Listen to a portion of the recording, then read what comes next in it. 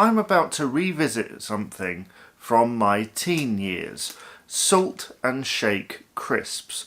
I remember a huge advertising campaign about 20 years ago and being really intrigued by the concept. This was a revival of the idea that you put your own salt on crisps the way that they used to do quite some time ago.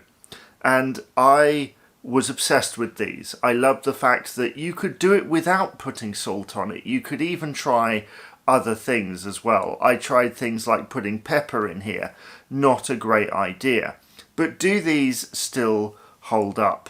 Let's try. So for those unfamiliar with the concept, it's a bag of crisps from Walker's with a little blue sachet in it. And then you just gently rip open the sachet a little bit, and then you just get the salt and you put it in like that, shake it in, and then you get the bag and you seal it up a little bit there with your finger, and then you shake.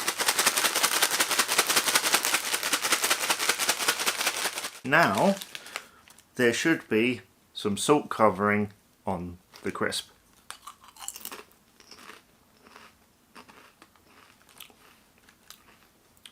A little bit on that one, and that's the thing with this, is you don't get even distribution.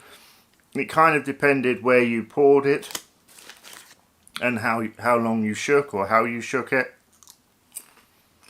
I mean, at the end of the day, it's just ready salted crisps, but there's something so satisfying about shaking them in the bag like that, kind of having control over how much you put in there. But more often than not, salt would get kind of stuck on the side of the bag, so you'd see lots of residue salt there that didn't make it onto the crisp. I think this was the concept that made me fall in love with the crisp, and over the years I've tried so many, but I always end up going back to ready salted, and it probably stems from here.